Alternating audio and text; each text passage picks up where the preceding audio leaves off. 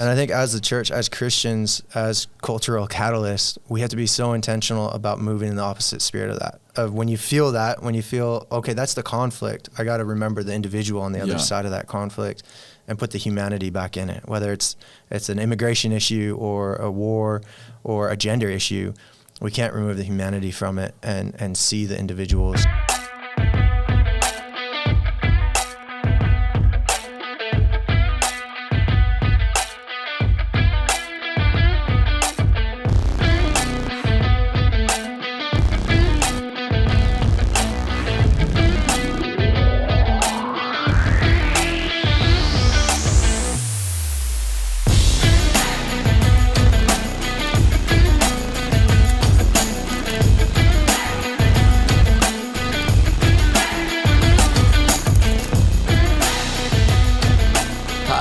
Cultural Catalyst. I'm your host, Kris Vallotton. I'm here with Carl Ladd, and we're going to teach you how to be fully alive and going to teach you how to co-labor with God and change the world. That's the goal right there. Carl, welcome to the show. Thanks, Chris. And Carl's over BGR, Bethel Global Response, which is kind of like a supernatural Red Cross. That's the goal. Yeah. That's the goal right there. Hey, how are you doing? Tell us a little bit about you. Yeah, thanks. First off for having me. It's humbling and always fun. I know it's humbling being in my presence. So humbling, always, Chris. But yeah, like you said, I'm the director of Bethel Global Response. I've been in this role for a few years now. And yeah, I'm passionate, not about disasters, but I'm passionate about seeing Jesus in the midst of the storm. Yeah, you've been doing this for a while, right? Yeah, I've been doing disaster response work before Bethel. It's been about 15 years now. I've been in this actually field. Have an education in, what is that education you have? What's your degree in? Yeah, so Bachelor's of Science in International Rescue and Relief and Disaster Management. So it's a mouthful. There's actually a degree for that. There is, yeah. Wow. Yeah, it's actually one of the growing fields right now. Wow. Is disaster management. So. And you just came back from Ukraine. I did. We got other stuff to talk about, but that's fresh. Ukraine is fresh. Got back a couple days ago, 3 days ago. Yeah. Talk about that for a minute. Like, what'd you see there? What were we doing there? Yeah. So we're there in partnership with several different organizations and churches, primarily Mercy Chefs. But we showed... Joyce Meyer's ministry. Joyce Meyer's ministry, Hand of Hope, Yeah. Are significant partners of us over there, and the local church. And so we responded about just 2 days after the conflict initially started. We headed over there, knowing God had a plan, knowing we had missionaries on the ground, so we wanted to first respond to them. In Ukraine? Yeah, in Ukraine, in Kharkiv specifically. Got it. So they were evacuating as a family. So we wanted to respond first off just to support them, make sure that they were good, and then to see how we could support and encourage the local church. And just saw God open door after door after door to where at this point we've done well over 1 million pounds of food into Kharkiv, Kyiv. How many days would that include? So we've been there for just about a month now. A month. Wow. Yeah. So we're doing 3 to 4 on average, 3 to 4 trucks of food into far eastern Ukraine a week. And how much food's in a truck? 25 metric tons. Wow, that's a lot of food. It's a lot of food. So yeah, we get about 30,000 meals out of each truck. Ben Fitzgerald was over in Poland doing the same kind of thing in Poland. Yeah. You guys started out in Romania, right? But then it became more effective and efficient to actually go right into the Ukraine. Is that true? How accurate is that? God really strategically aligned us to be able to get into Ukraine. So Poland was really strategic for refugees. Okay. So Poland received overwhelmingly the majority of the people fleeing Ukraine. They left Ukraine and into Poland. That's why Ben had teams there. Yeah, so Ben had large teams there ministering and evangelizing and seeing just God do incredible things with refugees in Poland. They got into Ukraine a little bit, into Lviv, but they were really focused on more refugees. Okay, actually leaving. Yeah. So refugee, technically that term is a displaced person that crosses an international border. Well, that's so once you cross a border... See, I got no education. Yeah, see, there you go. Yeah. This is where my education comes in. So you're a refugee if you cross a border. Got it. If you haven't crossed a border, you're just an internally displaced person, IDP. And so there's about over 3 million people our refugees had fled Ukraine, the majority of which were in Poland. So Ben's ministry was incredible there. Romania only saw about 400,000 refugees come into Romania. And the local church in Romania, as in Poland, everywhere, the local church was incredible. The way that they opened up their homes, their businesses. So good. We met a man who had a furniture store. And so he had like... Is this in Romania? This is in Romania, yeah. He had like 40 or 50 beds in his display room. And so he just turned it into a refugee center and closed his business. And it's been a month now, closed his business and brought in about 70 women and children that are living in his furniture store. So good. Probably not going to want to sell those beds. He can't. Sell he can't. Those beds and I talked to him about that. I said, dude, how are you going to stay afloat? Like, how are you going to keep your business alive? And he said, I'm not worried about my business staying alive right now. I'm worried about these families staying alive. Like, these families have more need than my business. So powerful. So, yeah, I don't know how he's going to stay afloat as a business. I mean, he's lost all his revenue for a month, and then he's losing all of his inventory now is going to be used. Yeah. But just an incredible man. And that's one example of so many of Romanians and Poles that have just turned their life upside down to host Ukrainian refugees. And then you went from there to thinking you're going to help the refugees who crossed the border into Romania. Yeah. But then the need for food became greater really in the Ukraine, right? Where there's some kind of refuge cities that were more closely related to the fighting where the war is happening. Right? Yeah. So within Ukraine, they estimate about 6 million people have fled and they're displaced, but staying in Ukraine. Yeah, just another city. In Western Ukraine. Yeah. So Western Ukraine is hosting most of the fighting is isolated into the east, the far eastern sections, and the north and the south. And so we, because of our relationship with our missionaries and local churches on the ground, started getting reports of just no food being almost non-existent, especially in Kharkiv, which was one of the first cities hit and is one of the farthest ones closest to the border with Russia. And it's the second largest city in Ukraine, and there's just no resources. And actually, in the early days of the conflict, the International Federation of Red Cross and the United Nations deemed it impossible to get aid into that city, into Kharkiv, just because it was too risky for them, and it was too close to the fight. It was almost surrounded by Russians. Was it risky when you guys were there? It was definitely risky. Yeah, but mitigated. Your wife might be watching this. So it was a mitigated risk. Again, the church is the hero in the story because they were there feeding people, ministering to people, but they also had really good intel on where exactly the Russians were, where different troop movements were on the Ukrainian and the Russian side, where the active fighting was. So it gave us really, really clear windows of opportunity to be able to get vehicles in with food. And adjust those routes as we needed, depending on how the conflict was progressing. And you saw a lot of stuff, right? You saw orphanages bombed, right? And just tragic stuff. You know, hospitals bombed, schools bombed. In Kharkiv, a lot of the evil of war. War is absolutely evil, and it's impartial. You know, and so a lot of these places, there's no explaining it other than this is the evil of war, and this is why it's so important that war should not be the first option or an option, you know? Yeah. What does it settle, right? What does it, at the end of the day, what does it settle? Yeah. And we were praying Isaiah 2. We've been praying Isaiah 2 over this war with the Ukrainians and Russians. Of course, we love the Russians. We love the Ukrainians. We've got both in our church, right? Both in our school ministry.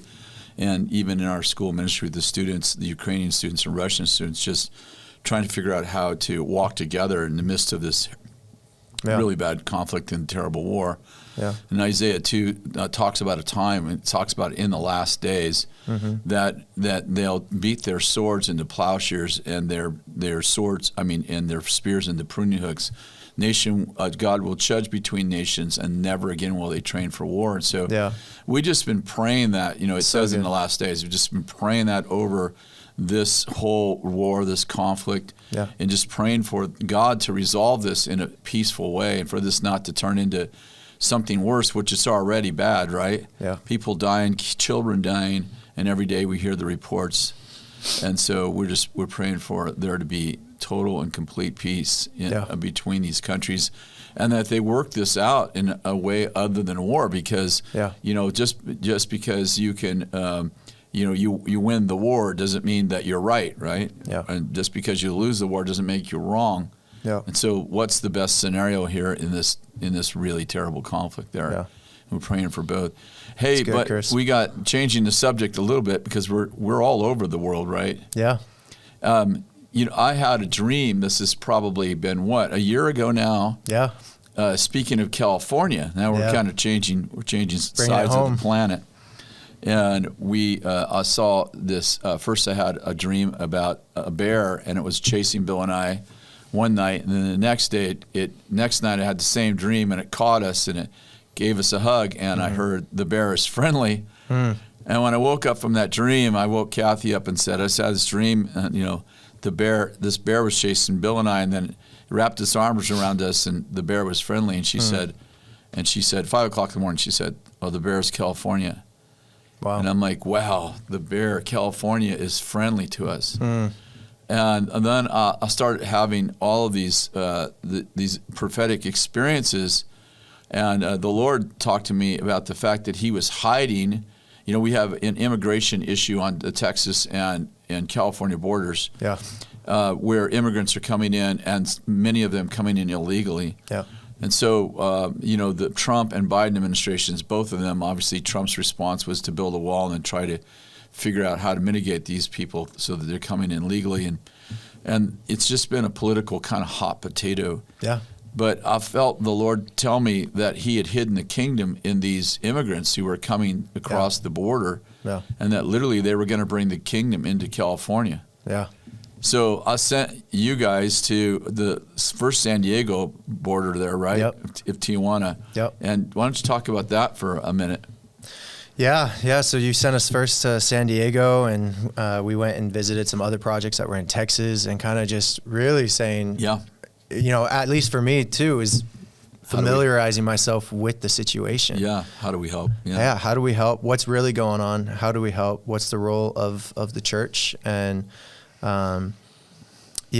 taking it from a political issue to a humanity issue, you know, and I think that's the most important thing. Even when you're talking about war, like war wants to divide, political issues want to divide, and when we take the humanity out of it, that's where we get in trouble. And so a lot of it is just remembering the individuals in it, and putting our policies are kind of, we all have initial thoughts, whether it's filtered through whatever media experience, whatever our experience is, our ethnic is. upbringing, our cultural upbringings, and kind of letting those things, and actually seeing the individuals and the actual faces of what it is on that side. And so going down, we met with several different organizations, and actually had some open doors with the state of California in San Diego. But we just really didn't feel the breath of God on it, to be honest. Just didn't have... Kind of knocked on doors, and they didn't really swing wide open. Yeah. Like we're accustomed to. Yeah, kind of those doors. It's like, we might be able to wedge our foot in and push our way in, but and then heard about the situation in Tijuana on the other side of the border, kind of before they come on this side, and the doors just started swinging wide open. Yeah, you went back with the team, right? A couple weeks later. Yeah. Tell the story about the pastor you met on that border and his whole prophetic journey. Yeah, so Pastor Gustavo, he's just a saint of a man who's been in Tijuana his whole life. He was working on the Mexican side of the border patrol. Wow. Or on the border. And on the wall or something, right? Or and that's the other thing, like the wall. Everybody thinks the wall is this new thing, but Tijuana's actually had a wall for years, long before Trump. And so it's interesting when you get down there and you see it. It's all rusted and it's been there for like 20, 30 years. You're like, oh, this isn't. Wow, they must have used old material. So he worked with the Mexican Border Patrol, and then felt like God was calling him to be a pastor. And he said, that doesn't make sense, but couldn't shake it. And pretty close, Border Patrol, pastor. Yeah, pretty much the same thing, right? Pretty much the same thing.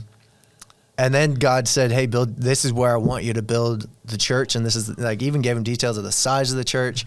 And honestly, he was like, this makes no sense. And everybody around him was saying, this is insanity. Like the piece of ground that he was given to build this church on was actually where pigs lived. So there's like 500 or 1,000 pigs that lived in this valley. Are you kidding me? In Tijuana. The government gave him land, or somebody gave him? I think he like inherited it or something. Oh, something. Yeah. It's a pig land. Yeah. It was a valley. Wow, it's like where the prodigals go home or something. Yeah, something biblical. Cool. But and it's a wash. Like it flash floods even now. We've been down there a couple times where it just flash floods like crazy. Oh my gosh. But he built a church, and he built a pretty decent sized church, and everybody's like, you're never gonna fill this. And he goes, well, God's told me that the nations are gonna come to my church. Wow. And he didn't realize it. This was 11 years ago, and he didn't realize it, but the nations are filling his church now. And so God's given him a heart for the migrants, and he opened up his doors about 5 years ago. He started taking in migrants, started with the Haitians primarily. Yeah. But now he consistently has about 1,300 migrants living in his facility. Sleeping on the church floor. Yep. His sanctuary literally is, and when at night they have all the mattresses kind of up against the wall, and then at night they pull them down, and it's just a sea of bodies. Like the sanctuary is full of bodies just sleeping there. And he's housed them and feeds them what he can and helps them legally get asylum status in the United States. Yeah, because a lot of them can't fill out the form or anything, right? They don't know. They have no idea of what the form. Yeah, they just don't know the process. Yeah. I mean, that's the hardest thing is how do they come in legally when they actually don't know how the process works, how to fill out the form? Yeah. And then right now the system is so backlogged. They're backlogged by almost 2 million cases of just people. That's not people immigrating to the States. That's people seeking asylum in the States. Wow. So to seek asylum, you have to be fleeing violence or persecution, whether it's economical or violence. And so these people have tragic stories. I mean, they break your heart. Every single person you sit with has severe violence against them or their direct family. Yeah. Who leaves their home without some pressure? Right? Yeah. And all the 1,300 people, they're all families. So it's all men and women with their children, young children. So there's about 400 kids at this center. Wow. I got 2 young boys, and to think what these families are going through, what they're risking and putting on the line, just at the hope of a better life, and to flee the violence and the threats on their own lives that they're running from. But this pastor, he's just amazing. His heart is, if these people are coming through my city, whether they're here for a week or a year, whether they go to the States or go back to their home country, if they're coming through my city, they're going to encounter Jesus. And so that's why he's opened up his doors. He's like, if I open up my doors, it gives them an opportunity to know Jesus for who he truly is. And you got there and started partnering with them. And what was the first thing that you? Yeah, so we got there. He'd been fasting actually, because he was at the end of his rope. He'd been doing it all alone. Like he's been housing people for that long. One guy taking care of thousands of. Yeah, and with hardly any support, outside support. And so he was fasting actually. I think it was like day 5 or 7 of his fast, going, God, you got to help me on this. I can't carry this on my own. And we found him and just felt, the dude's amazing. And it's like, how do we support this guy? And so, I came back, kind of reported to you, and you and I kind of put together a plan of what would it look like to have kind of a wraparound approach to kind of support Pastor Gustavo and provide services to these immigrants as they wait to legally migrate into the States. How can we make sure they're fed, that they have proper sanitation and hygiene and clean drinking water? How can we, meet their physical needs? But then also, how do we pour into them and invest in them spiritually so that they come into the full knowledge of who God is? And whether they go back to their home countries or they come into our states, they're coming in fully alive in the kingdom and knowing who they are, who God is, and how they walk out that in everyday life. And we partner with Yeah, so Joyce Myers again, David Meyer with Hand of Hope and Joyce Meyer Ministry. We have I just want a shout out to Joyce Meyer's ministry, Hand of Hope. Yeah. Because when we had fires in our city, they were one of the first ones to help us. Yeah. Sent us like almost $500,000, or was it more than that? Yeah, it was over $500,000. Yeah, and bought equipment and for the removal of old all the fire damage stuff, and gave us money. That was awesome. And then they kind of became our partner. We became their partner, really. Yeah. So they partnered with us there in Tijuana. Yeah. And provided a bunch of food and money. Yeah, so we're feeding. So they're providing the finances for us to feed 3 meals a day, every day, to every immigrant at the center. So So it's a 12-month program that we're doing now. Likely to renew it, but in that 12 months we'll do well over 1 million meals. That Joyce Myers is funding. Paid for the whole thing. The whole thing. And water? Yeah, and then water. So we brought in, they had relationship with an organization called Water Mission. Joyce Myers did. Joyce Myers did, yeah. So they came in and did a full treatment system. And so this Water Mission, they're a firm of engineers, basically. And so they just do incredibly high quality, excellent water treatment systems, not just filtration systems, but full treatment. So they remove the heavy metals. They obviously remove all the parasites and bacteria and viruses. And so it's incredible. So they have this little water treatment plant, basically the same technology that large cities do it here in America. They kind of boil it down to the essentials into a package unit. So that's fully running. And it gives access to the center. So it gives well more than just the water that the center needs. So they actually have excess that they're able to give out and give to the surrounding community. Because like I said, the church is in a very impoverished area. Yeah. So it actually has increased the church's ability to do outreach in their own community.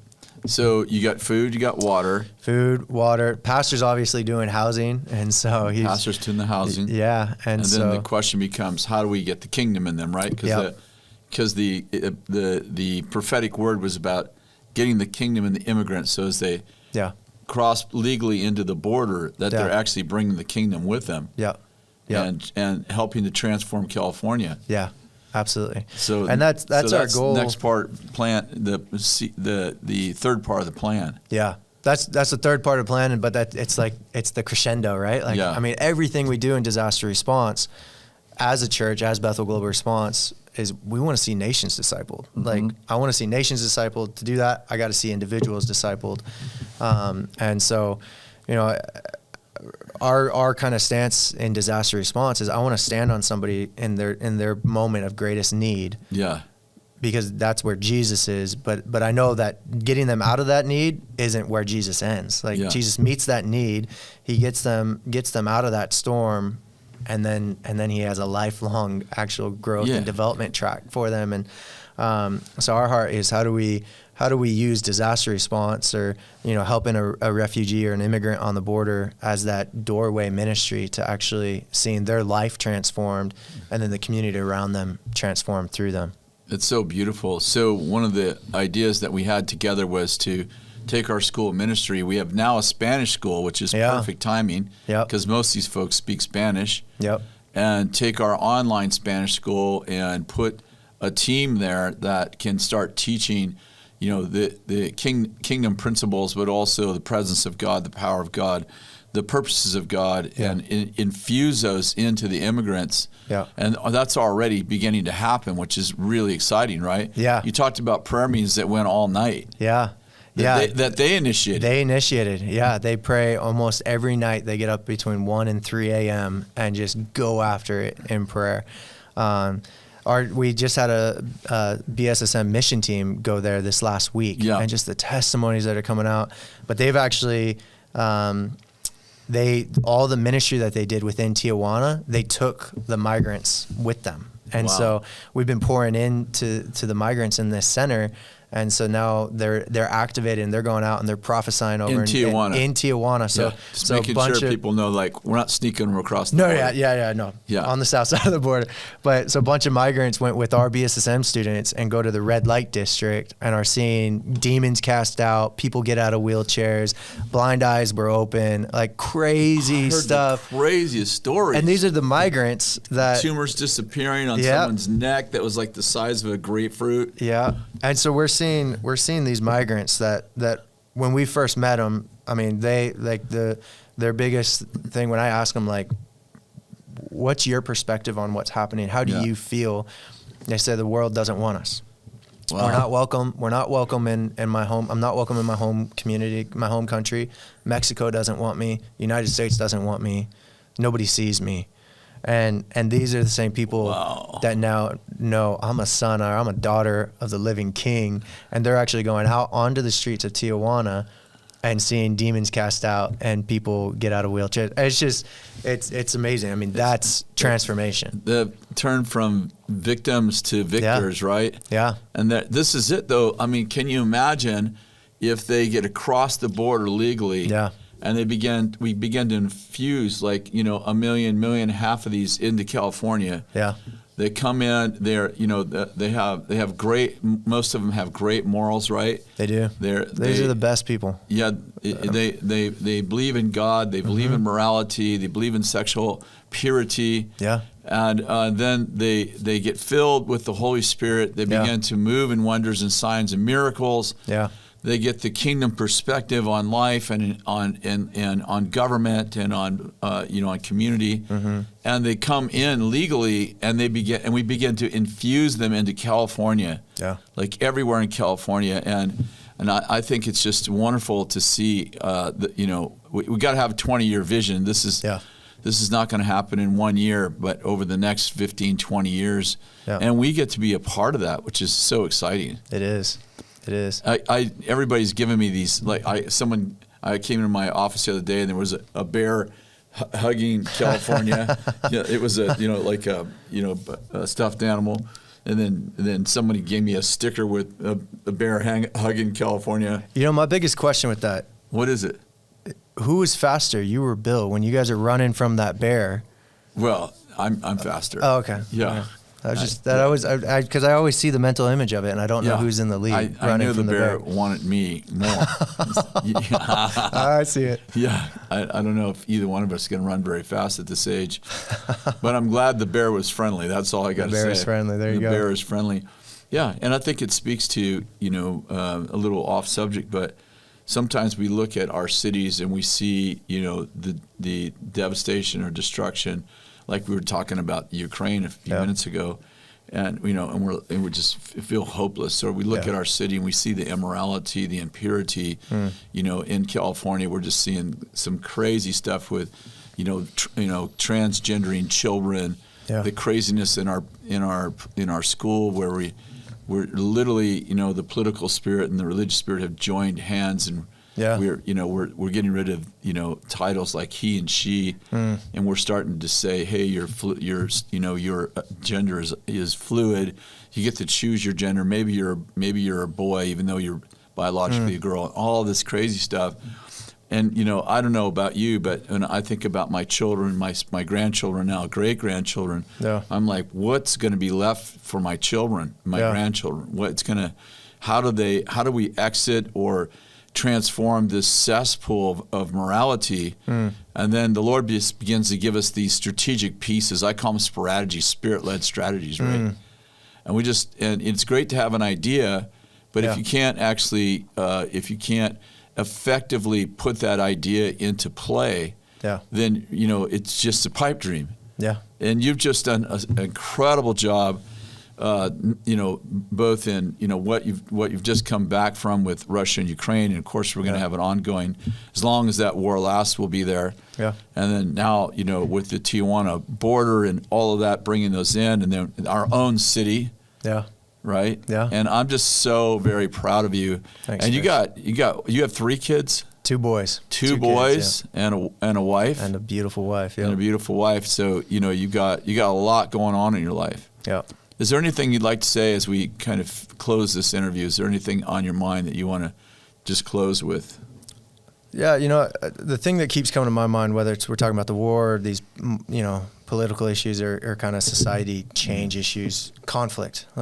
Whenever conflict is happening, whether it's political conflict or physical war conflict, or religious conflict, whatever it is, the conflict wants the natural response is to villainize or demonize, dehumanize your adversary. Yeah. So if I'm a Democrat, I want to dehumanize the Republican, or if I'm Ukrainian, I dehumanize the Russians because it helps me in my fight against them. Yeah, or vice versa, right? Vice versa, yeah, absolutely. It's both ways. And I think as the church, as Christians, as cultural catalysts, we have to be so intentional about moving in the opposite spirit of that. Of when you feel, okay, that's the conflict, I got to remember the individual on the other side of that conflict and put the humanity back in it. Whether it's an immigration issue or a war or a gender issue, we can't remove the humanity from it and see the individuals. Those are all people that need the love of Christ. Yeah. And God so loved the world. He didn't so love the Russians. He didn't so love the Americans. He didn't so love the Ukrainians or the Mexicans or any of the ethnic groups. He so loved the world. Yeah. And we see the effects of those things, whether it be a bombed hospital, and it brings up that emotion. And we hate the effects of war. We hate war, but I can't hate the person on the other side of that war. If that makes sense. Become a part of the problem. Yeah. And we hate poverty. We hate children starving. We're talking about starving on our borders. And wow, that's so good. Why don't you just lead us in a prayer for these, two major issues we're dealing with right now. Yeah. But it's not just there, right? There are whole tribes being genocide in Africa that we're not even talking about. Mozambique, the beheadings that are happening in Mozambique. Heidi and Roland Baker just talking to me about it just 2 weeks ago. Yeah. And literally the ISIS is in Mozambique just genociding. We see what's going on in Afghanistan. It's like how many conflicts does America and the world run to and try to solve? But they're just happening all over the place. The Congo is out of control with slave trafficking and all this craziness. And the world just needs the Lord everywhere, right? Yeah. Definitely the answer is the Lord in all these situations. Why don't you just lead us in prayer for that? Yeah, absolutely. Yeah, Jesus, God, I thank you that you're the God that makes a way where there is no way. Yeah.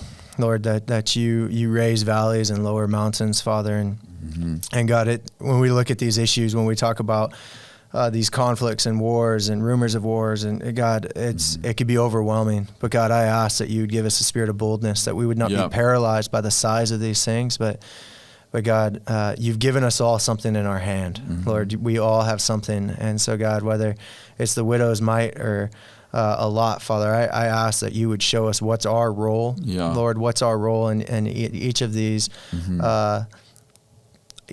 opportunities for the church to arise and shine, God, because that's the solution. Is you've built the solution, and it's your church that's alive and well and ministering in the full power of the gospel of Jesus Christ. And so, God, would you allow us to know where's our opportunity to arise and shine and serve. And God, give us humble hearts, that we wouldn't see our side of these arguments, Father, but that we would see the people that your heart's breaking for in the midst of these arguments. Thank you, Lord. And that we would serve with the fullness of your love, Jesus. Yes, we love you, King.